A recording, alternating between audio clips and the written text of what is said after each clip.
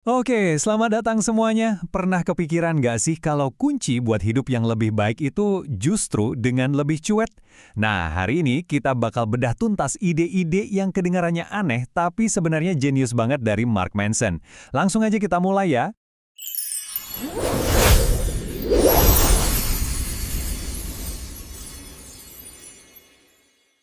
Nah, ini dia pertanyaan utamanya. Simple tapi dalam banget.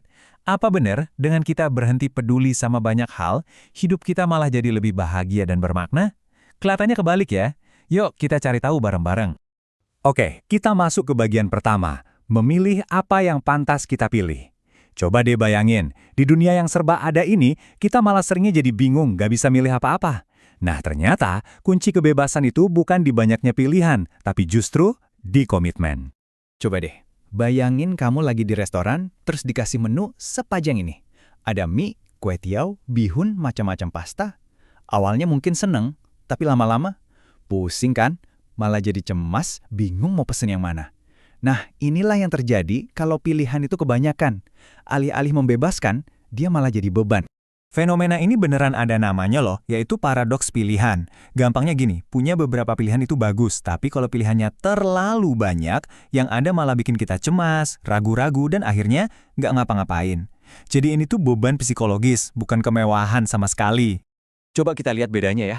Sebelum kita milih, rasanya tuh cemas, ragu-ragu, lumpuh gitu. Tapi begitu kita berani bilang, oke, gua pilih ini, boom! Tiba-tiba semua jadi jelas. Kita dapat kebebasan buat bergerak dan bertindak. Jadi, yang membebaskan kita itu justru komitmennya, bukan pilihan tak terbatasnya. Oke, lanjut ya. Sekarang kita masuk ke ide besar berikutnya, yaitu perangkap kebahagiaan. Nah, di sini kita bakal bongkar satu mitos yang banyak banget orang percaya. Kalau bahagia itu artinya hidup mulus tanpa masalah. Bener nggak sih? Ini nih inti gagasannya. Kebahagiaan itu ternyata bukan sebuah tujuan akhir, tapi justru prosesnya. Proses menyelesaikan masalah. Coba deh pikirin lagi. Rasa puas yang paling dalam itu munculnya kapan? Waktu kita berhasil ngelewatin rintangan kan? Bukan pas hidup lagi adem ayam aja. Contoh paling gampangnya lihat deh fenomena orang kaya baru. Momen paling bahagia buat mereka itu bukan pas udah punya segalanya loh, justru puncaknya itu pas mereka lagi berjuang. Misalnya dari yang nggak punya mobil, kerja keras, terus akhirnya bisa beli mobil pertama. Nah momen itu tuh puncaknya. Setelah itu ya seneng sih, tapi rasanya jadi biasa aja, cenderung datar. Poin pentingnya ini, masalah itu nggak akan pernah hilang. Nggak akan pernah. Mereka cuma berevolusi, atau kalau di game, ya naik level. Jadi tujuannya bukan lagi gimana caranya hidup tanpa masalah, tapi ganti pertanyaannya jadi, masalah bagus apa yang mau gue selesaikan hari ini? Nah, ngomongin soal menyelesaikan masalah, ini nyambung banget ke bagian selanjutnya. Kenapa rasa sakit itu justru adalah tanda kemajuan? Kedengarannya aneh, tapi ayo, kita bedah gimana rasa sakit itu justru jadi bahan bakar buat kita tumbuh. Coba lihat deh, semua pertumbuhan yang berarti dalam hidup pasti ada sakitnya. Mau bangun bisnis, siap-siap stres dan tanggung jawab besar. Mau bentuk badan, ya harus tahan pegel-pegel dan disiplin. Mau hubungan makin dalam, harus berani ngobrolin hal-hal yang sulit. Semua itu ibaratnya harga tiket yang emang harus kita bayar buat kemajuan. Analoginya itu kayak kita lagi nge-gym. Otot kita itu harus sobek sedikit dulu biar bisa tumbuh lebih besar dan kuat. Nah, hidup kita juga persis kayak gitu. Rasa sakit, entah itu fisik atau emosional, itu sinyal. Sinyal kalau kita lagi berkembang, lagi stretching kemampuan kita.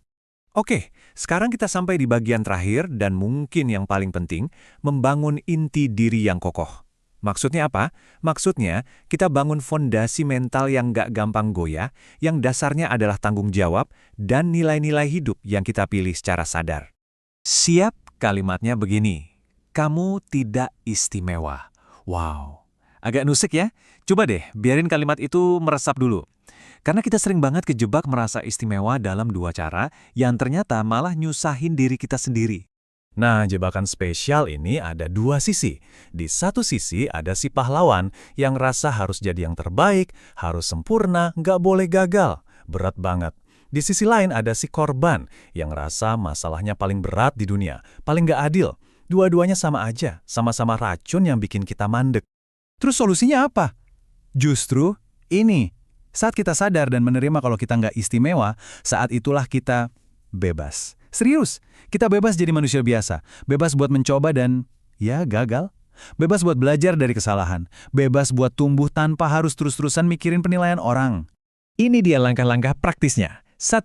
Buang jauh-jauh mentalitas korban. 2. Ambil tanggung jawab. Dan 3. Cari solusinya. Penting nih, ambil tanggung jawab itu bukan berarti semua salah gue. Bukan. Tapi artinya, gue punya kekuatan buat ngubah situasi ini. Ini yang bikin kita punya power. Coba bayangin, kalau kita bangun hidup kita di atas hal-hal kayak popularitas, uang, atau pujian dari orang lain. Itu sama aja kayak bangun rumah di atas pasir. Fondasinya goyang banget. Kenapa? Karena semua itu ada di luar kendali kita. Hari ini ada, besok bisa hilang. Bikin cemas terus kan? Nah, beda ceritanya kalau kita bangun fondasi di atas hal-hal ini. Integritas, tanggung jawab, keinginan buat terus tumbuh, welas asih, komitmen. Ini semua datang dari dalam diri kita. Ini fondasi dari batu karang. Mau badai kayak gimana pun di luar sana, kita tetap bakal kokoh. Karena ini semua ada dalam kendali kita. Oke, kita tutup dengan pemikiran yang keren banget ini. Uang, ketenaran, pujian, semua itu bukan tujuan akhir. Anggap aja semua itu cuma alat, cuma tools. Pertanyaannya bukan gimana cara dapat alat-alat itu, tapi setelah punya alat-alat ini, mau gue pakai buat apa? Jawabannya ada di nilai-nilai yang udah kita bangun tadi. Jadi, coba tanyakan ke diri sendiri, alat-alat dalam hidupmu mau kamu pakai untuk apa?